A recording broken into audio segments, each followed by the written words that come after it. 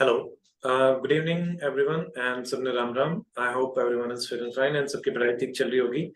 आज हमारे साथ हैं महिमा. महिमा नारनौल से हैं and she got selected this year in HCS and also last year. तो दोनों HCS में महिमा ने qualify किया है. लास्ट ईयर महिमा को AEO की पोस्ट पे मिला था और इस बार महिमा has got selected as tehsildar. So first of all, welcome Mahima and congratulations for your achievements. Thank you sir. Okay, तो महिमा आज का हमारा जो टॉपिक ऑफ डिस्कशन रहेगा मेजरली एंथ्रोपोलॉजी के जो काफी स्टूडेंट्स हैं उनको समस्या आ रही है, जो नया स्टार्ट भी करना चाहते हैं और जो ऑलरेडी प्रिपरेशन में भी हैं कि कैसे उस सब्जेक्ट को लेके जाया जाए और कैसे प्रिपेयर किया जाए, क्योंकि आपका ऑप्शन एंथ्रोपोलॉजी रहा है और HCS में भी पहली बार लास्ट टाइम ऐड किया गया था. तो उस हिसाब से क्या आपकी स्ट्रेटजीज रही और कैसे आपने प्रिपेयर किया, तो उसको हम डिस्कस करेंगे so that they can get value out of it. Okay? Yes sir. तो बिफोर स्टार्टिंग द सेशन महिमा अपने बारे में थोड़ा सा बताइए, आपकी जर्नी जो रही है UPSC HCS की, उसके बारे में थोड़ा सा बताइए. यस सर सर मुझे अभी प्रिपरेशन करते हुए काफी टाइम हो गया है और जर्नी अप्स एंड डाउन्स की रही है। और आप अगर स्टार्टिंग के एक दो अटेम्प्ट में नहीं निकाल पाते तो डाउन्स ज्यादा आ जाते हैं, बट आपको पेशेंस रखना होता है। एंड सर हरियाणा में मैंने 2 बार अटेम्प्ट दिया है। तो फर्स्ट टाइम जैसा आपने बताया मुझे AEO मिला था और इस time I got selected as tehsildar. Unfortunately UPSC में अभी तक मेरा सिलेक्शन नहीं हुआ। कोई नहीं ma'am, it's a journey, we all know. UPSC में भी you will be getting through. और अब क्योंकि थोड़ा सा जॉब के साथ भी एक नई डिफिकल्टी आएगी, अभी जॉब के यस साथ सर। थोड़ा सा टाइम निकालना पड़ेगा, बट आपने ऑलरेडी प्रिपेयर कर रखा है. तो और सिलेक्शन के बाद थोड़ा सा एक कॉन्फिडेंस भी आता है कि हमारी प्रिपरेशन किस तरीके से चल रही है, तो that will help you yes definitely. Okay, so Mahima, first of all I would like to know कि एंथ्रोपोलॉजी जो ऑप्शनल है वो किन स्टूडेंट्स के लिए एक ठीक ऑप्शन रहेगा और किस बेसिस पे स्टूडेंट डिसाइड करे कि मतलब ये ऑप्शन लेना चाहिए या नहीं लेना चाहिए. Yes sir. सर जैसे अभी हरियाणा का एग्जाम अगर आ रहा है तो हमारे पास टाइम कम है। तो हम्म. अगर वो उसको माइंड में रखते हुए कुछ लोग एंथ्रो एज ऑप्शनल लेके प्रिपेयर करना चाहते हैं तो कर सकते हैं। नो डाउट ये ऑप्शनल अदर ऑप्शनल से कंपैरेटिवली छोटा है। इसको Right. आप 2 से 3 महीने में कवर तो कर ही सकते हैं। आप इतना तो हो जाएंगे कि पेपर में कुछ तो लिख के आ पाए। हम्म. एंड सेकेंडली सर आपके बैकग्राउंड पे डिपेंड करता है। जैसे कि मेरा तो बैकग्राउंड मैथमेटिक्स था। तो हम्म. जब मेरा BSc honours mathematics and MSc mathematics था, तो जब मुझे ऑप्शनल चूज करना था तो मैं भी 2-3 ऑप्शंस में कंफ्यूज थी। Geography, sociology, anthropology, in fact maths भी कहीं ना कहीं मुझे माइंड में था। बट सर मुझे हम्म. ये था कि अगर मैं मैथ्स अभी ले लूंगी तो मैं शायद GS पे उतना टाइम नहीं दे पाऊँ, क्योंकि नो डाउट मैथ्स एक टाइम टेकिंग ऑप्शनल है। तो फिर उसके बाद जब मैंने थोड़ा बहुत इधर उसे गो थ्रू किया, कुछ सीनियर से बात करी, तो मुझे एंथ्रोपोलॉजी अच्छा लगा। इसको मैंने पढ़ा, नॉट ऑब्वियसली थॉरोली नहीं पढ़ सकती थी, ऊपर ऊपर से जितना पढ़ा, एक दो चीजें पढ़ी, तो मुझे लगा कि हाँ ये एक इंटरेस्टिंग सब्जेक्ट हो सकता है।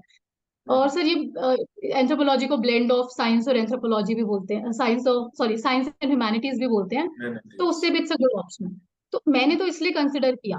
बट हाँ, और सर एक और भी चीज थी, मैं ये भी बोलूंगी कैलकुलेटिव मूव था, क्योंकि उस टाइम पे एंथ्रो पे मतलब एनालिसिस करने के बाद यही था कि एंथ्रो में मार्क्स अच्छे आ रहे हैं।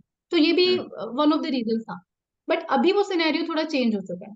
तो इनफैक्ट सर Right. मेरे भी कुछ फ्रेंड्स हैं जो अभी एग्जाम देंगे या दे रहे हैं, तो उन्होंने भी जब ये बोला कि वो एक थॉट दे रहे थे कि हम अपना ऑप्शनल चेंज कर लें, तो इसलिए मुझे लगता है कि नहीं, आप सिर्फ मार्क्स को लेके मत करो, क्योंकि वो सिनेरियो धीरे धीरे चेंज हो रहा है। इनफैक्ट हरियाणा के एग्जाम में इस बार आप बात करें या फिर UPSC के रिजल्ट में, तो वो तो माइंड में मत रखिए।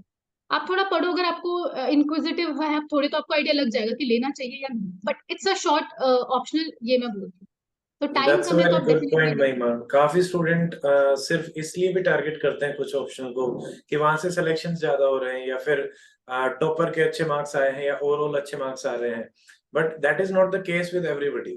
और एक और यस। चीज, जब सिलेक्शन पैटर्न और जो चेकिंग पैटर्न है वो इस टाइप से हो गया है कि हम कह भी नहीं सकते, बिकॉज आई रिमेम्बर जब लास्ट ईयर आपका सिलेक्शन हुआ था एंथ्रोपोलॉजी के काफी स्टूडेंट्स थे और इस बार जब हम यस। देख रहे हैं तो एंथ्रोपोलॉजी के कम ही स्टूडेंट आ पाए हैं. Same was the case with medical science also. तो हाँ, बैकग्राउंड के हिसाब से, आपके इंटरेस्ट के हिसाब से आप डिसाइड करें तो वो ज्यादा बेटर रहेगा. महिमा, जैसे मान लीजिए पहली बार कोई डिसाइड करना चाहता है, तो कोई इस टाइप का सोर्स है जिसको थोड़े टाइम के लिए रेफर करके 3-4 दिन में, 5-6 दिन में थोड़ा सा एक आइडिया लग जाए और उसके बाद एक डिसीजन लिया जा सके कि yes, anthropology will be a good option for me? Yes sir. Sir luckily जिस टाइम पे मतलब मैं प्रिपेयर करी थी उस टाइम पे नहीं था, बट लकीली अभी अवेलेबल है। 2018 बैच के रैंक 2 है अक्षर जैन सर। तो उनकी हम्म। एक बुक आती है एंथ्रोपोलॉजी डीमिस्टिफाइड। तो वो बुक सफिशिएंट तो नहीं है सर, क्योंकि आप उसको पढ़ के आपके one of the highest marks तो नहीं आ सकते, बट आपको एक अच्छा खासा आइडिया उससे मिल सकता है।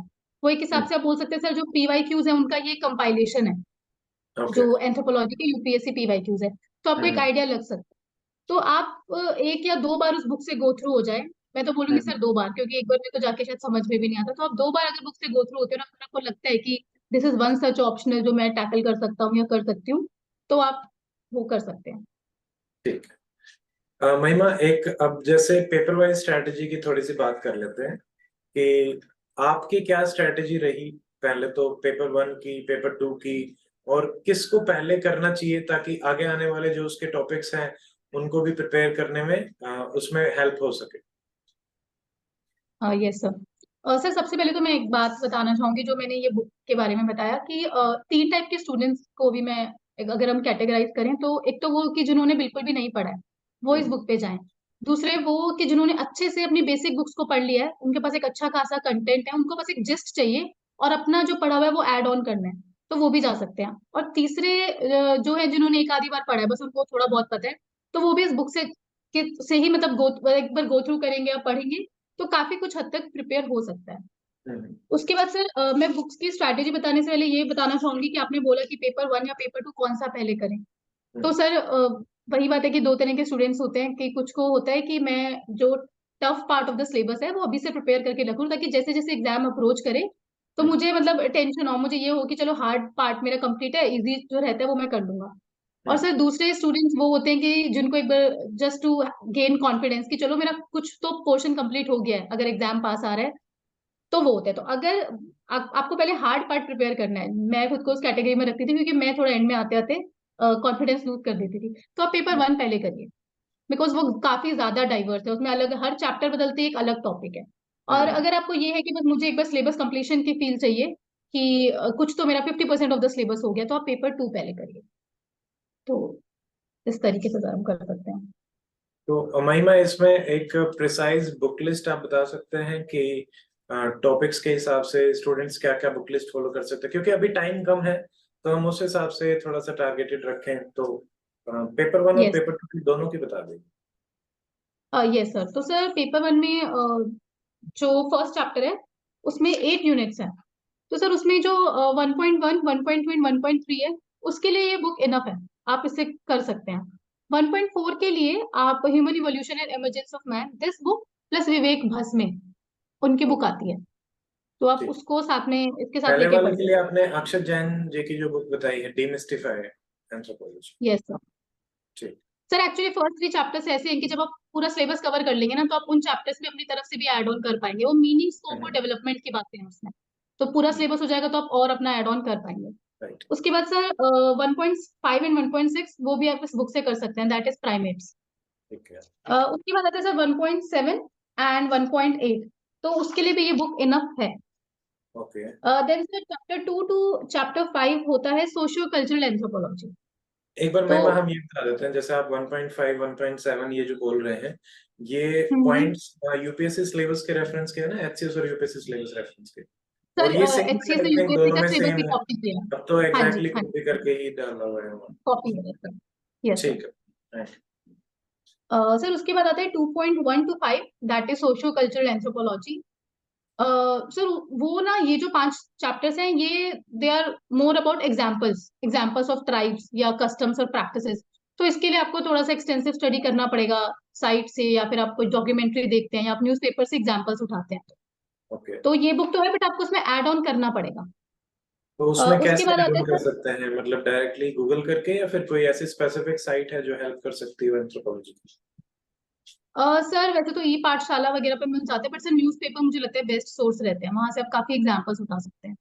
ओके, जो सोशल इश्यूज में जैसे हम एग्जाम्पल देखते हैं, तो उस टाइप के। Yes sir, yes sir, yes sir. ठीक है। उसके बाद आता है sir next one 6th chapter which is heart and soul of anthropology, anthropological theories. Hmm. तो सर इसके लिए यही सर मतलब main part of the subject यही है। तो इसके लिए सर एक तो मैंने किया था सर ब्रेन ट्री का एक 90 पेजेस का बुकलेट आता है। ओके। 90 पेजेस का ब्रेन ट्री का सर मैंने उसको रेफर किया था। और उसको पढ़ने के बाद जब मैंने ये बुक पढ़ी थी तो मुझे समझ आ गया था, क्योंकि मैं जो मेन सोर्स था वो पढ़ चुकी थी। हम्म। दूसरा सर इसके अलावा एक दो चीजें और हैं। एक माखन झा है, प्रोफेसर माखन झा, उनकी बुक भी आती है। वो मैंने नहीं पढ़ी है, बट जो मेरे साथ वालों ने पढ़ी तो उनसे मुझे ये है कि हाँ वो एक अच्छी बुक है, माखन झा। ओके। ठीक। एंड सर थर्ड एक जो साइट है जो मैंने सिर्फ थ्योरीज के लिए रेफर करी थी, that is university of Alabama की साइट है। University of Alabama. Yes sir, okay. Theories के लिए। क्योंकि अगर थ्योरीज। आप थोड़ा सा थ्योरीज में टाइम दे देंगे ना सर, तो आपको एक आइडिया लग जाएगा, फिर आप उनको पूरे पेपर में यूज कर सकते हैं and you will fetch marks.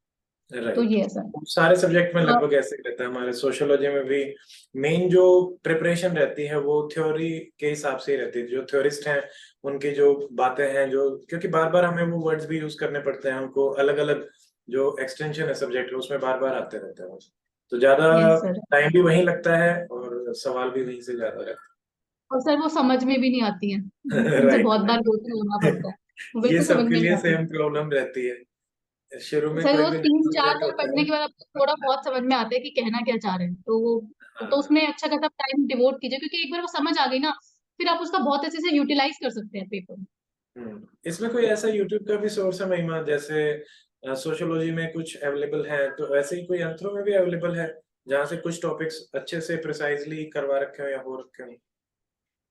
Sir जैसे जिस टाइम पे मैंने प्रिपेयर करना स्टार्ट किया था, तो उस टाइम पे तो इतनी कोचिंग इंस्टीट्यूट्स ने एंथ्रोपोलॉजी को एज ऑप्शन उठाया ही नहीं था। But okay. अभी कुछ कोचिंग इंस्टीट्यूट हैं जो प्रोवाइड कर रहे हैं, तो वो लोग हम्म। भी अपने जैसे डेमो क्लासेस होती है ना सर, तो वो थ्योरीज की ही डेमो क्लासेस फ्री दे देते हैं। तो आप वो ओके। ढूंढ सकते हैं, जैसे लेवल अप आईएएस या एक दो है इंस्टीट्यूट जिनकी है। बट मैं तो तब तक पढ़ चुकी थी सर, तो मैंने ऐसा रेफर नहीं किया उनको। ओके। ठीक। उसके बाद सर 7 चैप्टर आता है which is culture, language and communication. Sir इसके लिए देखो इस बुक में भी है, बट इस बुक में जैसे लास्ट टाइम यूपीएससी में लास्ट टाइम एक क्वेश्चन आ गया था, सफीर वुर्फ हाइपोथेसिस। अब वो इस बुक पे नहीं था। तो ये आप पे डिपेंड करता है कि जब आप ये बुक लेके बैठ भी रहे हैं तो आप पीवाईक्यू लेके बैठिए। जो आपको दिख गया कि ये हम्म। क्वेश्चन इस चैप्टर से है, वो बुक में नहीं है, तो आप गूगल कीजिए, या जो भी उसके लिए बुक है वो रेफरेंस बुक है उससे देखिए, यूट्यूब पे देखिए। इनफैक्ट मैंने वो क्वेश्चन से यूट्यूब से प्रिपेयर किया था, मैंने उसके लिए कोई बुक भी नहीं देखी। मैंने जस्ट यूट्यूब पे डाला और कुछ ना कुछ वीडियोज आ गई, मैंने हम्म। वहां से वो प्रिपेयर कर लिया। तो इस तरीके से। Then sir 8th is research methods in anthropology. Almost static chapter है ये, आप इस पे टोटली डिपेंड रह सकते हैं। Then sir chapter 9 to chapter 12, इसको हम फिजिकल एंथ्रोपोलॉजी बोलते हैं। इसके लिए सर मैंने विवेक भस्मे, अक्षत सर की बुक, और सर मैंने पीनाथ, ये तीनों बुक की थी, क्योंकि मेरा बायोलॉजी बैकग्राउंड नहीं था। एंड सर मैंने मेरे लकीली मेरे पास कुछ सीनियर्स थे जो मेडिकल बैकग्राउंड से, तो उन्होंने मुझे हेल्प करी। तीसरी कौन बट सी सर मैं बताई कंफर्म मैम करना, आपने? विवेक भस्मे हाँ। एंड और सर पीनाथ, पीनाथ। पीनाथ। पीनाथ, ठीक। Yes, yes sir. और सर ये एंड सर मैं ये मेंशन करना चाहूंगी कि अगर आप ये जो चैप्टर 9 टू चैप्टर 12 है फिजिकल एंथ्रोपोलॉजी, अगर आप वो प्रिपेयर करते हैं तो आपको इसमें जो आपने लिखा है आपको उसके मार्क्स मिल जाएंगे। मतलब ऐसा हमें सजेस्ट किया जाता है कि जब आपको चॉइस ऑफ क्वेश्चंस करना है तो आप फिजिकल एंथ्रोपोलॉजी के क्वेश्चंस को पिक करना, rather than socio cultural anthropology. ठीक। तो ये एक थोड़ा ऐसा सा टॉपिक है जिस पे साइंस। आप टाइम देते तो अच्छे से प्रिपेयर कीजिए। ठीक है, थोड़ा साइंस से रिलेटेड रहते हैं ज्यादा। बायो से सर, बायो जेनेटिक्स, से, राइट, बायो जेनेटिक्स से। And all, yes. ठीक। तो sir this is paper 1, okay. Almost paper 1 भी यही है। ठीक है ma'am. And sir yes sir, अभी ना सर नॉर्मली क्या होता है कि थोड़ा सा सबके माइंड में रहता है कि केस स्टडीज हमें बस पेपर 2 में डालनी है। अब तो चलो फिर भी सिनेरियो चेंज हो रहा है, आपको केस स्टडीज पेपर 1 में भी आप जहां डाल सकते हैं ना वहां डालिए। आप इनफैक्ट फिजिकल एंथ्रोपोलॉजी में भी केस स्टडीज डाल सकते हैं कि कोविड के ओके। टाइम पे जैसे कुछ हुआ, या कुछ भी हो रहा है, माल न्यूट्रिशन से कहीं डेथ हो रही है, तो क्या है, हम्म। अंडमान में क्या हो रहा है, तो आप वो सब इसमें डेफिनेटली डालिए। मतलब पेपर 2 का कंटेंट आप पेपर 1 में यूज कीजिए, पेपर 1 का पेपर 2 में यूज कीजिए, ओके। तो सर उससे आपको अच्छे मार्क्स मिल सकते हैं। एक लिंकेज देन सर अच्छी पेपर, एस्टेब्लिश होती है। डेफिनेटली सर, सर उसी से मार्क्स मिलते हैं, क्योंकि वो आपका आंसर पे थोड़ा इंटरेस्टिंग लगता है पेपर चेक राइट। करके तो। उसके बाद सर पेपर 2 में हम आते हैं, तो पेपर 2 में सर 1.1, 2 एंड 3 इसको हम आर्कियोलॉजी में डालते हैं sir. And archaeology again one of the important parts in anthropology, क्योंकि इससे यूपीएससी में सर रफली 50 मार्क्स का आता है। ओके। तो मैं तो किसी को सजेस्ट नहीं करूंगी कि आप आर्कियोलॉजी छोड़ के जाइए, नो डाउट आपको कितनी भी बोरिंग लग रही हो, बट एक बार कर लो तो आपको हम्म। अच्छे खासे आपको मार्क्स मिल सकते हैं। अब सर अगर मैं वैसे आर्कियोलॉजी की बात करूँ तो मैंने एक डीके भट्टाचार्य प्रोफेसर है उनकी बुक पढ़ी थी, बट सिलेक्टिवली, ढंग से नहीं ओके। पढ़ी, सिलेक्टिवली पढ़ी सर। जैसे मैंने क्या किया कि उन्होंने कोई बात कोट की है ना, तो मैंने वो कोटेशन उनकी उठा ली, या कुछ ओके। मुझे मैप उठा लिए सर मैंने उनको वहां से। ठीक है। बट उसके अलावा मैं मुझे लगता है कि जो अक्षत सर की बुक है ये इनफ है। बट आप अगर आप इसमें नहीं भी अपना एड ऑन करें ना, तो भी आप एक अच्छा आंसर लिख सकते हो। तो उसके ठीक। लिए मुझे ये बुक बिल्कुल सही लगती है। बट हाँ सर, मैं ये भी बोलूंगी कि आप एक चीज का ध्यान रखिए, जैसे इसमें आप हरियाणा के लिए प्रिपरेशन कर रहे हैं, अब हम्म। ऑब्वियसली हरियाणा ये बुक यूपीएससी को ध्यान में रख के बनाइए, तो उसमें हम्म। राखी गढ़ी के बारे में इतना एक्सटेंसिवली नहीं दिया हुआ है। तो राइट। वो आपकी ड्यूटी बनती है कि आप राखी हम्म। गढ़ी को एक बार फिर से देखें, या फिर जैसे उसमें बीबी लाल है उनके बारे में नहीं दिया हुआ, बट अगर आप हम्म। हरियाणा में आर्कियोलॉजी की बात करेंगे तो उनका नाम आएगा। तो वो आप हम्म। खुद ही पढ़ते हुए थोड़ा एड ऑन अपने हिसाब से कर लीजिए, नेट से ढूंढ लीजिए सर, बहुत आर्टिकल्स मिलता है। ओके। हाँ, मतलब उसके हरियाणा बाद के जो सर आर्कियोलॉजिस्ट हैं और ऐसी कोई साइट्स हैं, तो उनके बारे में थोड़ा सा खुद रिसर्च करके उन एग्जाम्पल्स को डाला जाए तो ज्यादा बेटर है। Sir yes sir, and sir plenty of articles है, जैसे आप अभी साइट का पूछ रहे थे ना, आप नॉर्मल भी कोई टॉपिक भी डालेंगे ना, प्लेंटी ऑफ आर्टिकल्स है, आप बहुत कुछ उठा सकते हैं। ठीक है। उसके बाद sir next one is demographic profile of India. आप ये भी इस बुक पे डिपेंड रह सकते हैं फॉर दिस चैप्टर। अभी तक तो ओके। जो पूछा गया है वो क्वेश्चन इस बुक में है, वही ठीक। पीवाईक्यूज रिपीट हुए हैं थोड़ा सा मॉडिफाइड फॉर्म में। ठीक है। उसके बाद सर आता है third chapter, which is Indian society and caste system. तो सर मैं एक और चीज ऐड ऑन करना चाहूंगी, जैसे कि क्या होता है कि हर किसी का ना हर सब्जेक्ट में अपना एक स्ट्रॉन्ग और वीक पार्ट होता है। So hmm. This third unit is something जो मेरी कभी उतनी अच्छे से प्रिपेयर नहीं हुई। तो आप ओके। ये रिस्क ले सकते हैं, बट आप इतना बेवकूफ भी नहीं हो सकते हैं कि आप इसके जो मेन या जो मेजर टॉपिक्स रहे हैं जिनसे हमेशा क्वेश्चन पूछा गया वो छोड़ दें। जैसे कि सर नेचर में स्पिरिट कॉम्प्लेक्स है, वो हम्म। इसी हम्म। यूनिट का पार्ट है। या फिर सेक्रेड हो गया, वो भी इसी का ही पार्ट है। तो आप प्रोफेन। उन चीजों को नहीं छोड़ सकते। मैंने अगर इस यूनिट को कम प्रिपेयर किया, बट इसके जो इंपॉर्टेंट टॉपिक थे उनको मैंने एक्सटेंसिवली ही प्रिपेयर किया। तो ये ठीक। मेक श्योर करना है कि अगर कोई यूनिट हम छोड़ भी रहे हैं, तो उसके जो हम्म। रिपीटेड टॉपिक्स है उनको तो हम डेफिनेटली अच्छे से करें। Right. Then sir fourth one is contribution of anthropology, specially Indian anthropologist. तो वो तो सर जितने भी कर लें वो कम है, हम्म। क्योंकि इस पे नॉर्मली क्वेश्चन ऐसे पूछा जाता है कि अगर रिसेंटली किसी की डेथ हुई या किसी को कुछ प्राइज मिला, तो आप थोड़ा करंट से अपडेट रहें। तो वो तो एक बार आई गेस पता नहीं 1-2 साल पहले लीला दुबे का पूछ लिया गया था, तो वो ओके। जैसे बुक में नहीं था, तो फिर हम्म। हम किसी को ब्लेम नहीं कर सकते कि वो तो नहीं है इस बुक में। तो आप वो तो जहां से आपको जो मिले वो पढ़ते रहिए। हाँ। उसके बाद सर नेक्स्ट चैप्टर इसमें इंडियन मतलब विलेज सिस्टम है, chapter 5, and chapter 6 to 9 is tribal anthropology. Okay. तो सर ये दो ऐसे चैप्टर हैं जिसमें मैंने अपना ज्यादा टाइम और एनर्जी इन्वेस्ट किया, और मुझे लगता है कि ये स्कोरिंग है अगर आप इनमें थोड़ा सा एक्स्ट्रा एफर्ट्स डाल दो तो सर ओके। इसके लिए मैंने नदीम हसनैन है उनकी बुक को रेफर किया था। तो उसको मैंने अच्छे से पढ़ा था। उसके अलावा सर मैंने जैसे आपको बताया आर्टिकल्स, और सर एक मैंने इसके हम्म। लिए एमए इग्नू के नोट्स आते हैं, एमए ठीक। इग्नू के नोट्स एंथ्रोपोलॉजी के, आप डेफिनेटली उनसे भी गो थ्रू। तो ठीक सर है। मोर और लेस ये बुक लिस्ट है। ठीक है। थैंक यू सर महिमा एक और फॉर। चीज मैं ट्राइबल हाँ। ट्राइबल इंडिया के लिए एक ऐड ऑन करना चाहूंगी, एक खाका कमेटी की रिपोर्ट आती है, हाँ। वो गो थ्रू होना है। हमारा बजट या सर्वे, जैसे कि इस साल बजट में पीवीटीजी के लिए एक नई स्कीम आई थी, तो वो हमें हम्म। पता होनी चाहिए। और सर एक योजना का 2014 का एडिशन है, ओके। वो ट्राइबल पे ही था। तो ओके। वो आप मतलब वो जो भी एंथ्रोप कैरी करे उसको डेफिनेटली उससे गो थ्रू होना ही चाहिए। वो तो मैगजीन्स मिल जाती हैं, उसकी वेबसाइट पे भी ईयर वाइज सर मिल उसका, जाती है। हाँ जी सर, उसकी पीडीएफ पड़ी होगी कहीं ना, जो भी है आजकल यूपीएससी चैनल है ना, उसकी हाँ। अवेलेबल होगी डेफिनेटली। हाँ, वो उनकी ऑफिशियल वेबसाइट पे भी मैंने देखी है, इवन हाँ ड्यूरिंग जी माय सर, वहाँ पे प्रिपरेशन। भी। Yes sir. ठीक है। काफी कॉम्प्रिहेंसिवली बता दिया है महिमा आपने, बुक लिस्ट भी बता दी है, एक एक पॉइंट के हिसाब से भी बता दिया है। एंड जैसा महिमा आप कह भी रहे थे कि इसके बाद इनसे करने के बाद आपकी एज अ स्टूडेंट भी खुद ड्यूटी बनती है कि एक्स्ट्रा जितना भी किया जाए उतना कम ही है, कि हम्म। कितना इनोवेटिव हो सकते हो, कितने एग्जांपल्स डाल सकते हो, कितना करंट ओरिएंटेड आप अपने चीजों को पुटअप कर सकते हो आंसर में, तो उतने ही डेफिनेटली मार्क्स आपके बेटर रहेंगे। Yes sir.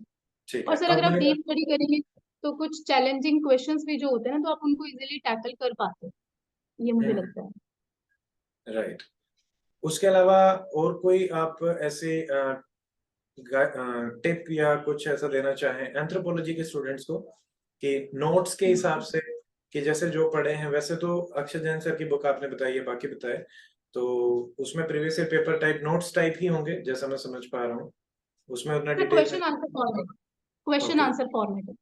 Okay, yes. तो और बट सर अगर मैं वो अगेन बाकी। एम्फसाइज करूंगी कि ये हम्म। आपको इससे आइडिया लग सकते हैं, बट आप इससे टॉपर मार्क्स में तो नहीं आ सकते हैं, क्योंकि सिनेरियो चेंज हो चुका है सर। हम्म। 2020 तक या फिर 2021 मैक्सिमम था कि अगर आप इस बुक को अगर आप एक बार क्रैम करके चले गए, रट के चले गए, तो आप ओके। अच्छे मार्क्स फेच कर सकते थे। बट अभी हम्म। 2-3 साल से सिनेरियो काफी चेंज हो चुका है। तो अब तो आपको इस, थोड़े से अपने एक्स्ट्रा एफर्ट डालने ही पड़ेंगे, थोड़ा सा हाँ, इनोवेशन करना ही पड़ेगा सर। इसके पीछे एक रीजन ये भी होता है कि जब सारे लोग उस चीज को पढ़ लेते हैं तो वो पॉइंट्स उनके रिपीट होते रहते हैं, फिर नया कहाँ से आएगा? जब वो बुक आई थी तब वो नई थी, तो उस टाइम पे पॉइंट्स भी नए थे, तो वो अपडेट तो करना ही पड़ता है उस हिसाब से। ये सर जैसे सर कुछ चीजें जैसे आप खुद से करेंगे, तो जैसे मैंने आपके बार पेपर में क्या किया था कि कुछ भी क्वेश्चन था तो मैं ट्राई करती थी कि मैं उसकी थोड़ी करंट रेलेवेंस क्या है वो दिखा दूं। मैं कहीं हम्म। ना कहीं एग्जाम्पल डाल के, मैं कुछ क्वेश्चंस को तो मैंने इनफैक्ट अलग से हेडिंग भी डाली है कि करंट रेलेवेंस अभी इस हम्म। चीज की क्या है। तो आप ठीक। ऐसे कुछ भी इनोवेटिव चीजें करिए। और सर मुझे तो लगता है कि आप इनफैक्ट किसी भी सब्जेक्ट में, स्पेशली ऑप्शनल में, एंथ्रोपोलॉजी जो ह्यूमैनिटी सब्जेक्ट है, आप कहीं ना कहीं करंट रेलेवेंस से कनेक्ट करेंगे ना, तो दैट ठीक। Will fetch you marks.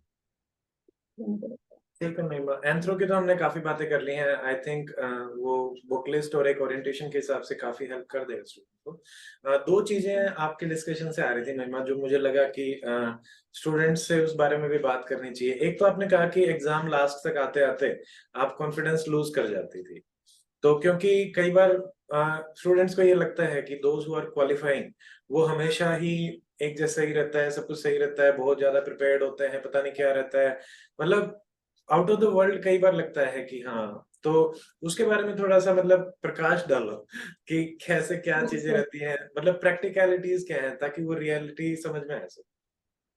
Yes sir. Sir मैं ना इसके लिए आपको एक एग्जांपल भी देती हूँ। इनफैक्ट मेरी आपसे बात भी हुई है इस बारे में पहले, हम्म। कि मैंने आपको जो बताया था कि टॉपर्स कॉपी कॉपी को रेफर करना चाहिए, क्योंकि जैसे आपने मुझसे एक बार पहले कभी पूछा था कि आप अपने टेस्ट सीरीज ज्वाइन किया था कि, तो मैंने आपको बोला था सर मैं पीयर ग्रुप में अपने आंसर राइटिंग करती थी, और टॉपर्स कॉपी अवेलेबल होती है। तो कोई वो टेस्ट उठाया, उसमें क्वेश्चंस पढ़ के आप अपने उसी टाइम में अपने आंसर लिख लीजिए, फिर आप उनके आंसर से कंपेयर कर लीजिए कि भाई उनमें क्या डिफरेंस है, मेरे आंसर में क्या कमी रह गई है। तो हम्म। सर आप जब उनके ना, अगर मान लो अभी आपको अगस्त से दिसंबर तक का टाइम मिला है सपोज मेंस के लिए, हम्म।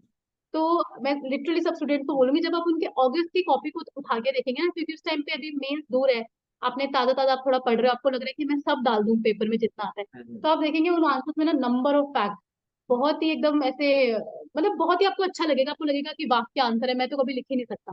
और आप जैसे जैसे उसको दिसंबर जब एग्जाम एकदम अप्रोच कर रहा है 15-20 दिन पहले, क्योंकि यूपीएससी के एग्जाम में बच्चे तब भी एक्सटेंसिवली आंसर राइटिंग करते हैं कि हाथ खुला रहे, तो जब आप उस टाइम पे उनके आंसर देखेंगे ना, तब आपको रियलिटी चेक मिलेगा। तो हम्म। आपको समझ आएगा कि यार ऐसा कुछ नहीं है कि वो बहुत ही अलग लिख के आ रहे हैं, ऑब्वियसली वो अच्छा लिख रहे हैं इसलिए they are getting rank, content उनका बेटर है, रिप्रेजेंटेशन बेटर है। बट जो हमें लगता है ना कि पता नहीं क्या ही लिख दिया, वो ऐसा कुछ भी नहीं है सर। जो पढ़ रहे हैं सब बस उसी को अपने अपने तरीके से पेपर में रिप्रोड्यूस कर, तो वैसी बात मोर अबाउट है। And practice, sir, improving things yes, and keep on practicing. Yes sir. And sir जैसे आपने कॉन्फिडेंस का बोला, कि इसलिए मैंने बोला कि कॉन्फिडेंस बहुत जरूरी है, कि थोड़ा सा अपने अंदर एक फेक कॉन्फिडेंस ना रखना चाहिए। वो थ्री इडियट मूवी में बोलते हैं ना, वो ऑल इज वेल, तो वो थोड़ा सा आपको रखना चाहिए, क्योंकि मैंने सर अपने पेपर में ये देखा है कि बहुत अच्छा प्रिपेयर होते हुए भी, टेस्ट वगैरह में भी अच्छे मार्क्स में स्कोर कर रही हूँ, साथ में जो पढ़ रहे हैं उनके साथ भी मेरा सब अच्छा चल रहा है, बट अगर पेपर में जाके वो प्रेशर ले लिया कि जिंदगी मौत का सवाल है और अब तो क्या होगा, और सर जैसे जैसे अटेम्प्ट बढ़ता है वो प्रेशर बढ़ता ही जाता है, तो वो कोई हेल्प नहीं कर सकता। आपको खुद उस पर हेल्प करना है, आप उसको कम करो, क्योंकि आप एक्सीलेंटली भी प्रिपेयर होगे ना तो भी आप अपना 100% वहां पे नहीं दे पाओ। वेरी वेरी इंपॉर्टेंट है सर कॉन्फिडेंस। मैंने अपनी जर्नी से देखा है कि कॉन्फिडेंस को डाउन रख के मैंने बेकार परफॉर्म किया, और जैसे मैंने थोड़ा सा फेक कॉन्फिडेंस रखा कि नहीं नहीं मुझे आता है, हो जाएगा, मुझे नहीं आता तो किसी को नहीं आता, हाँ, तो दैट वर्कड फॉर मी। तो ये यही है है, सर। जब आप एक लेवल ऑफ मेहनत कर लेते हो तो आपको इतना तो समझना चाहिए कि आपने चीजें पढ़ ली हैं, सब कुछ कर लिया है, तो अगर आप ही नहीं कर पा रहे तो डेफिनेटली और कैसे कर पाएंगे? सबके पास सेम ही टाइम है, सबके पास सेम ही रिसोर्सेज हैं, तो वो चीज रहती है। कई यस बार सर। स्टूडेंट, जैसे अगर हम जीएस की भी बात करें, जैसे प्री का फॉर एग्जांपल, कि मान लो एक तो 100 के 100 क्वेश्चंस को टारगेट करने की सोचेंगे कि भाई अच्छा ये 4 क्वेश्चन नए आए हैं तो नए सोर्स ऐड कर लिए, जबकि वहां हम्म। से कट ऑफ और वो डिसाइड नहीं होती। तो वो भी एक थोड़ी सी स्ट्रेटेजी वाइज मेरे हिसाब से, limited source, multiple revisions, and that can help you to qualify that cut off, क्योंकि हमारे पास वही है हर जगह, प्री में भी कट ऑफ है, मेंस में भी कट ऑफ है, तो उसी को ही अपने को करना। सर मैं इसका ना आपको एक इंसिडेंट बताना चाहूंगी, मुझे उस नॉवल का नाम याद नहीं है, हम्म। बट वो कुछ कृष्ण जी के ऊपर एक नॉवल है कुछ ऐसे ही। तो एक ना 2020 के यूपीएससी प्री में क्वेश्चन आया था कि किसी की सेइंग लिखी हुई थी और उसका आंसर भी मुझे अभी याद नहीं एग्जैक्टली क्या था। तो वो जो सेम डिट्टो लाइंस एक नॉवल में लिखी हुई है, बच्चे उसको पढ़ते हैं, नॉर्मली यूपीएससी वाले बच्चे पढ़ते हैं, मुझे भी उसका मैं नाम रिकॉल नहीं कर पा रही।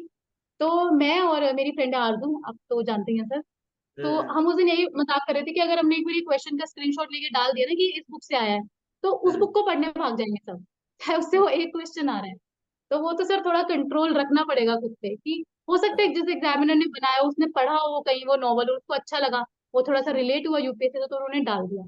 तो आप सबके पीछे तो नहीं भाग सकते हैं। एंड सर दूसरा, आपने बिल्कुल सही बोला कि आप ना इतने अच्छे से खुद को प्रिपेयर कर लो कि कुछ ऐसा भी क्वेश्चन आ जाए जो बोलते हैं गूगली क्वेश्चन आ गया, तो आपको पता हो कि अगर मुझे नहीं आता तो किसी को नहीं आता। जैसे सर मेरे इस बार के पेपर में एक विल्किंसन रूल करके क्वेश्चन आया, तो अब हम्म। 99% श्योर, क्योंकि मैं अच्छे से सारे पीवाईक्यू से गो थ्रू हुई हूँ, कि वो क्वेश्चन अभी तक शायद यूपीएससी में भी नहीं आया। तो जैसे ही मैंने उस क्वेश्चन को देखा तो उस टाइम पे आई वाज लाइक ठीक है, पेपर 200 में से तो नहीं, मुझे 192 में से स्कोर करना है, क्योंकि ये तो किसी को भी नहीं आता हो। हम्म। तो अगर आपने एक्सटेंसिवली स्टडी किया ना तो आप में वो कॉन्फिडेंस रहेगा कि यार मैंने तो सब किया हुआ है, ये तो पता नहीं फिर कहाँ से है। हम्म। एंड सर दूसरा मैं ये भी बोलूंगी कि जैसे वो क्वेश्चन मुझे नहीं आता था, तो थोड़ा सा पेपर में तिकड़म भी लगाइए। जैसे वो पेपर 2 का टॉपिक था, हम्म। तो आप सिलेबस, जैसे अगर आपने सिलेबस को माइन्यूटली स्टडी करा तो आप चैप्टर वाइज चैप्टर जाइए कि कहाँ फिट हो सकता है। तो सर मैंने एग्जैक्टली वही किया, जैसे मेरा पेपर पूरा हुआ मेरे पास 3-4 मिनट थे, तो मुझे लगा चलो थोड़ा अटेम्प्ट कर देती हूँ। तो जब मैं चैप्टर वाइज चैप्टर, तो मुझे लगा कि या तो ये विलेज स्टडीज में कहीं आ सकता है या ये ट्राइबल में आ सकता है। हम्म। तो चलो मैंने अनफॉर्चुनेटली उसमें ट्राइबल वाला पिक कर लिया, वो था विलेज स्टडीज में। बट अगर हम्म। मैं विलेज स्टडीज का भी कुछ लिख देती कि ये ऐसा रूल है वैसा, तो हो सकता है आधे एक मार्क्स मिल जाता। तो ये चीज आपको, ये कॉन्फिडेंस तभी आएगा ना कि आप ऐसे टॉपिक वाइज टॉपिक जा रहे हैं, जब आपको पता है कि मैंने सब अच्छे से पढ़ा है, ये यहाँ पे फिट नहीं हो सकता। अगर मैंने आज एंथ्रो को नहीं पढ़ा हुआ तो सर मैं वो नहीं देख सकती कि ये कहाँ फिट होगा। तो थोड़ा सा अच्छे से स्टडी करिए, एक बार नहीं समझ आ रहा 2 बार कीजिए, 3 बार 4 बार, आपको डेफिनेटली समझ आएगा। ऐसा नहीं हो सकता कि सर समझ नहीं आएगा। ओके। महिमा, एक चीज, जैसे उस कॉन्फिडेंस या ऐसा जब फेज आता है, तो what things helped you dealing with that? Sir went out. मैं तो सर शायद आपको भी याद होगा, इनफेक्ट मैं मेंशन भी करना चाहूंगी कि 1-2 बार मैं जब अपनी प्रिपरेशन में परेशान हुई, मैंने सीधा आपको ही कॉल लगा दिया था कि सर मुझे कुछ समझ नहीं आ रहा, आप मुझे बताओ मुझे क्या करना चाहिए। आप जैसे बोलोगे मैं वैसे पढ़ लूंगी, बट अभी मुझे बिल्कुल पढ़ाई नहीं हो रही है, मुझे समझ नहीं आ रहा है। तो अगर आपको कोई लगता है कि आपके लिए कोई गाइडिंग लाइट है इन जर्नी, आपके पेरेंट्स, आपकी फैमिली, आपके फ्रेंड्स, आपका पार्टनर, आपका मेंटोर, कोई भी हो सकता है, तो वेंट आउट कीजिए उस फीलिंग को। जितना अंदर लेके बैठे रहेंगे ना कि मुझे डर लग रहा है, नहीं नहीं, तो फिर और बढ़ती ही जाएगी। तो सर मैं तो एक्चुअली बताऊं, मैं वेंट आउट कर देती थी कहीं ना कहीं भी, मुझे ये प्रॉब्लम हो रही है, मैं क्या करूं। और वो कभी आपके साथ टीचर्स के साथ कर ली, तो कभी फ्रेंड्स के साथ, कभी फैमिली के साथ, तो थोड़ा सा आप रिलैक्स हो जाते हो। क्योंकि सर इस जर्नी का ना यही है कि आप कितना भी रो लो आपको सब कंसोल करने के, एट लास्ट करना आपको ही है। तो जितना तो जल्दी फिर आप ये फैक्ट, आप चाहे कितने भी माँ बाप के लाडले हो, दुलारे हो, आपको फूलों में पाला गया, पेपर तो वो देने नहीं जाएंगे, पेपर आपको ही देना है। तो आप जितनी जल्दी ये फैक्ट एक्सेप्ट कर लेंगे ना कि यार पेपर तो मुझे देना है, कितना भी रो लो, तो जिस दिन रोना आ रहा है सर रो लो, उस दिन अगले दिन बैठ के पढ़ लो। सर पढ़ना तो हाँ, पड़ेगा, सही बात जैसे भी आप करो आपको पढ़ना पड़ेगा। देखो पढ़ने का ना पढ़ने का इसमें कोई ऑप्शन ही नहीं है। हाँ कोई एक्सेप्शनली बहुत टैलेंटेड है जो कम पढ़ के भी अगर उसका मैनेज हो जा रहा है, तो ठीक है, वो आप गॉड गिफ्टेड बोल सकते हैं। है। बट समवन लाइक मी जो एवरेज स्टूडेंट रहा है, तो मुझे बहुत एक्स्ट्रा एफर्ट्स पुट करने पड़े हैं।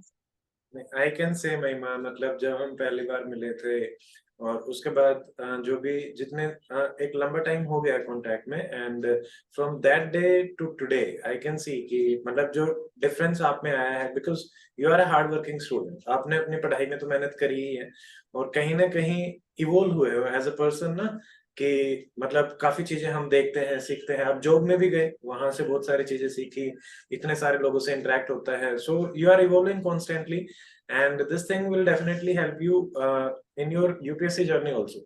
और अभी तक तो जैसे मुझे याद है उस दिन जब मैं फंक्शन के लिए बुला रहा था, तो यू आर सेइंग कि सर कुछ काम है, एंड ये चाहते हैं कि जब एसडीएम बन जाए तभी वो मौका मिल तो मैंने पाएगा। लास्ट टाइम भी आपको यही बोला था, लास्ट टाइम भी मैंने यही बोला था, तो मुझे भी लगा।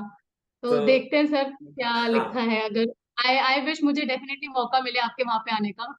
नहीं नहीं, वो तो रहेगा डेफिनेटली। आई वुड, आई मतलब मैं भी वही चाहता हूँ कि वो बन के ही, नॉट एसडीएम बट आईएएस बन के ही विल मीट आफ्टर दैट। और इससे पहले तो मौका मिलेगा तो डेफिनेटली हम मिलेंगे ही, वो तो एक अलग चीज है। तो यस सर। ना एक लास्ट में मैं जानना चाहता हूँ कि नंबर ऑफ रिविजन्स आपको क्या लगता है कि जैसे मान लो प्री से पहले जीएस के कितने रिविजन्स हो जाएं तो ठीक है, मिनिमम नंबर ऑफ रिविजन्स के हिसाब से, या मेंस के टाइम पे ऑप्शनल के या जीएस के कितने रिविजन्स हो जाने चाहिए? सर रिविजन का तो, रिविजन से ज्यादा मैं ये बोलूंगी कि मैं जब कोई चीज पढ़ती हूँ, हो सकता है सबकी स्ट्रैटेजी अलग हो सकती है, तो मैं उस चीज को ना 3 बार पढ़ती हूँ। एक बार पढ़ा, फिर 2 बार, चाहे एक साथ नहीं पढ़ा, ब्रेक ले लिया, दूसरा सब्जेक्ट उठा लिया। बट मेरा ये कि जब तक मैं एक चीज को 3 बार नहीं पढ़ती ना, मेरा उस पर टिक नहीं लगता कि मुझे ये मतलब बैठ गया। और सबका तरीका अलग है। मुझे ऐसा लगता है कि अगर मैंने स्टार्टिंग में ही एक बार 3 बार उसको अच्छे से पढ़ लिया, तो 90% मेरे को दिमाग में बैठ ही गया। ये मुझे हम्म। लगता है। जैसे कुछ स्टूडेंट्स का ये होता है ना कि चलो एक बार पढ़ लिया, फिर दूसरा थोड़े दिन बाद फिर से पढ़ लेंगे, तो उनके लिए वो वर्क कर सकता है। तो मेरा पढ़ने के स्टार्टिंग में, जब मैं बता रही हूँ कि स्टार्टिंग में ही किसी चीज को मैं इस तरीके से पढ़ती हूँ कि मैंने सोचा है कि 3 बार मुझे इसे जानना है, वो एक बार गो थ्रू करना है। एंड सर सेकेंडली रिविजन का मैं ये बोलूंगी कि आई गेस सबको एक फेयर आइडिया होता है कि आपका क्या वीक सब्जेक्ट है, क्या स्ट्रॉन्ग सब्जेक्ट है। जैसे कि अगर मैं लूँ, मुझे लगता है कि ठीक है, हिस्ट्री मैंने एक टाइम पे बहुत अच्छे से प्रिपेयर किया है, तो मैं अभी भी शायद उसका एक बार रिवीजन करती हूँ। But at the same time मुझे लगता है कि मेरा इकोनॉमी वीक है, तो मैं उससे 2-3 बार गो थ्रू होती हूँ। तो सर ये इस पे डिपेंड करता है कि आपका वीक एरिया क्या है और आपका स्ट्रॉन्ग एरिया क्या है। हाँ बिल्कुल सही है। महिमा, एक और चीज I would like to discuss. जैसे आपने पिछले दोनों प्री दिए थे, ठीक है, इकोनॉमिक्स का पोर्शन थोड़ा सा कम रहा और इस बार तो कुछ था ही नहीं। तो एक हम्म। जैसे काफी स्टूडेंट मेरे से भी पूछ रहे हैं, तो I wanted to have your perspective also in this regard कि क्या उसके हिसाब से हमें इकोनॉमिक्स को किस प्रायोरिटी पे रखना चाहिए या कितना प्रिपेयर करना चाहिए, क्योंकि सर पिछली मुझे बार तो ये एक्चुअली वही सवाल कमीशन ही है। पे, सर मुझे कमीशन पे ना, आई डोंट ट्रस्ट कमीशन। मुझे लगता है कभी भी धोखा दे सकते हैं। इस बार नहीं दिया तो नेक्स्ट टाइम दे देंगे। तो और सर जैसे होता है कि अगर आपका स्टार्टिंग का फर्स्ट सेकंड अटेम्प्ट होता है ना, तो आप इतना रिस्क ले सकते हो। सर मैं उस सिचुएशन में नहीं थी, मेरे को तो काफी टाइम हो गया प्रिपेयर करते हुए, आपको भी पता है। तो सर मैं वो अफोर्ड ही नहीं कर सकती कि मैं किसी को कम प्रायोरिटी पे रखूं। तो मैं अपनी तरफ से सब करके गई थी। बट हाँ, मैंने जो लास्ट टाइम के पेपर में एनालिसिस किया, science, schemes and history and polity, ये काफी ज्यादा था। एंड स्कीम्स, स्पेशली स्कीम्स, तो मुझे लगा कि यार स्कीम्स तो विजन आईएएस या किसी का भी, इनफैक्ट विजन आईएएस क्यों, आप अपना एक डॉक्यूमेंट निकालते हैं, मैंने भी उससे देखा था। तो आप एक बार उन डॉक्यूमेंट से गो थ्रू हो जाइए, कितनी ही हम्म। स्कीम होंगी। And sir science is something जो मैं भी फिगर आउट करने की कोशिश कर रही हूँ। इनफैक्ट मैं बोलना भी चाहूंगी कि किसी को लगता हो इसने रैंक निकाल लिया तो इसको पता होगा, मैं भी आज तक साइंस फिगर आउट नहीं कर पाई हूँ कि आ हम्म। कहाँ से रही है। साइंस एनसीईआरटी कर लिया, कुछ क्वेश्चन वहां से नहीं बन रहे, तो वो मैं भी फिगर आउट कर रही हूँ। सारे नहीं बन तो सर सकते तो थोड़ा सा हमें उस हिसाब से भी रहना चाहिए, हाँ क्योंकि सर थोड़ा एक, हाँ, सर सरप्राइजिंग एलिमेंट जब तक फिर कमीशन के एग्जाम्स में ना हो तो फिर वो एग्जाम ही क्या है सर। एग्जैक्टली और वो होना भी चाहिए कि भाई आप सब प्रिपेयर करो, आपके पास यस सर। सब्जेक्ट है, सब्जेक्ट लिस्ट है। मैं भी हमेशा ये कहता हूँ कि मतलब आई डोंट टेल की प्रायोरिटी, बट हाँ, एक मोटी मोटी प्रायोरिटी हम रखते हैं कि भाई जितना समय है उसके हिसाब से। मान लो आपके पास समय ही एक महीना है, तो ऐसा तो है नहीं कि आप सारी चीजें प्रिपेयर कर सकते हैं। तब ये स्ट्रेटेजीज उस तरीके से काम कर सकती हैं कि चलो 3-4 सब्जेक्ट जो अच्छे से आते हैं पहले उनको कर लो। But if you are preparing for a long period of time, या फिर मान लो अच्छे से प्लान कर रहे हो, तो आपको हर सब्जेक्ट को अपना समय देना पड़ेगा, क्योंकि पता नहीं है, जैसे ह्यूमन ज्योग्राफी से सवाल है तो इकोनॉमिक्स से फिर से सवाल आ जाए और वो एक सरप्राइजिंग एलिमेंट हो, फिर वो ऐसा यस लगे कि पता नहीं ये कहाँ से आ गए। सर, इसमें ना एक चीज मैं जो बताना चाहूंगी कि जब आप किसी सब्जेक्ट को जैसे 2 या 3 बार, जितनी बार भी आप 10 बार समझ आ रहा है तो आप 10 बार पढ़िए। जब आप इंटरनलाइज कर लेते हैं ना, तो कुछ क्वेश्चन जो होते हैं ना, हमें कहाँ से आ गए, कहाँ से आ गए, बच्चे ऐसे बोलने हम्म। लग जाते हैं। In fact once upon a time मैं भी उन स्टूडेंट्स में थी कि मुझे लगता था यार ये तो बुक से नहीं आया। बट देन आई रियलाइज कि नहीं, बुक से कहीं ना कहीं तो आया है, कहीं ना कहीं तो लिंकेज है, अगर आपने इंटरनलाइज करके पढ़ा है ना। पर स्पेशली इन हिस्ट्री, तो अगर हाँ कुछ क्वेश्चन डायरेक्टली नहीं है बट आपने बहुत अच्छे से पढ़ा, आप उसको एग्जैक्ट। डेफिनेटली कर सकते हैं। तो सर आपने तो देखा है कि मैंने कैसे ग्रो किया, तो मैं कर सकती हूँ तो कर ही सकता है कोई भी। नहीं, मेहनत सबसे अच्छी चीज होती है। And I remember Kuldeep sir का भी ध्यान होगा आपको। Kuldeep sir used to yes say कि मतलब you are among the student who show कि yes it can be done easily. मतलब ऐसा नहीं कि भाई अपने आप ही हो गया है। एक जेन्युइन मेहनत जो लगती है एक एग्जाम को क्लियर करने के लिए, तो उसका यस एक आप एक अच्छा एग्जाम्पल है आई वुड से। तो महिमा, अब सर। क्योंकि समय कम है और लास्ट में अपन जा रहे हैं, तो जाते जाते मतलब what would you like to give as an advice to all the students जो अभी एचएस 2024 देंगे फरवरी में, तो उनके लिए कुछ एडवाइस। सर उनके लिए एडवाइस ये है कि अपना बीस्ट मोड एक्टिव कर लीजिए। अब तो 2.5-3 महीने हैं, तो अच्छे से लग के पढ़िए और कॉन्फिडेंस डेफिनेटली रखो।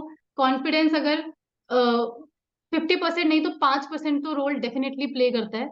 और जो भी पढ़ रहे हो उसको अच्छे से पढ़ो कि, और इस कॉन्फिडेंस मतलब इतने अच्छे तरीके से पढ़िए कि आप देखो कि इस बुक से अगर कुछ भी आ गया तो मैं तो आंसर कर ही सकता हूँ। और वो किसी भी तरीके से नहीं आता। वो ऐसा नहीं है कि आपको कुछ भगवान का आशीर्वाद मिल गया कि आपको ये कॉन्फिडेंस आ गया, वो आपको पढ़ने से ही आएगा। तो अच्छे से पढ़िए, कॉन्फिडेंस रखिए। किसी की स्ट्रैटेजी भी देख रहे हैं तो एज इट इज फॉलो मत कीजिए, क्योंकि सर सबके सर्कमस्टेंसेस अलग अलग होते हैं। तो इस एग्जैक्टली, तरीके से अच्छे से पढ़िए सर, बस पढ़ेंगे तो होगा कभी ना कभी, यही मुझे लगता है सर। यही है, because limited number of seats होती हैं तो थोड़ा टाइम तो लगता ही है, और ये चीज डेफिनेटली हमारे सर। हाथ में भी नहीं होती, हमारे हाथ में ये मेहनत सर, करना। Yes and I sir I would like to mention कि इन प्रिपरेशंस में जो एग्जाम्स होते हैं इनमें एक आपका लक फैक्टर एक रोल प्ले करता है। सत्यम जैन सर रहे हैं रैंक 10 के। अगर उनका पता नहीं एक कौन सी उस पे एक लेक्चर था, अगर मुझे मिला तो मैं शेयर करूंगी आपसे, आप बच्चों से कर दीजिएगा। उन्होंने वहाँ पे काफी बहुत अच्छे से ये चीज बताई है कि लक फैक्टर मैटर करता है। आप इस चीज को समझिए, बट वो तब आता है जब आपने पढ़ा हुआ है, जब आपने अपना हार्डवर्क वाला जितना भी करेक्ट। एफर्ट डालना है वो डाल दिया। आपने डाला ही नहीं है तो आप ये बातें मत करिए कि अरे लक लक की वजह से मेरा नहीं हुआ। And sir yes, one more thing, be honest to your self, be honest to your self, be honest to your preparation. क्योंकि अब हम बच्चे तो है नहीं सर कि कोई डंडा लेके बैठा है कि इतना बिल्कुल। हुआ नहीं हो। आपको खुद से ऑनेस्ट रहना पड़ेगा। अब मुझे लगता है सर आप दुनिया को पागल बना सकते हैं, आप एक लेवल पे माँ बाप को भी आके पागल बना देंगे, आप खुद को तो पागल नहीं बना सकते। तो आप अपने आप से ऑनेस्ट रहिए और अच्छे से ये पढ़िए। बहुत ही अच्छी बात कही मैंने, मतलब this was the crux I would से।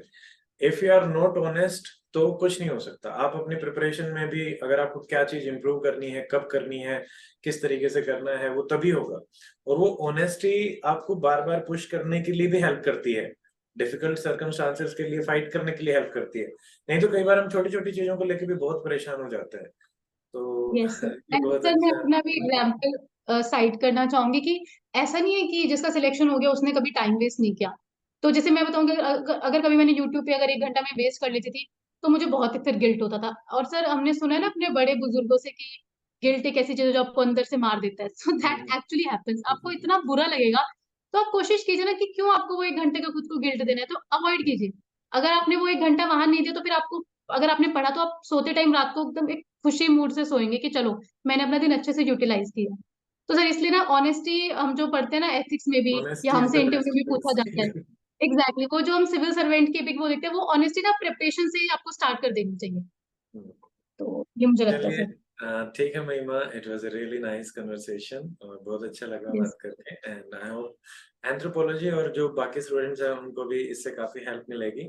सो thank you for joining and will connect again sometime. Okay, thank you thank Mahima. You sir, thank you so much sir.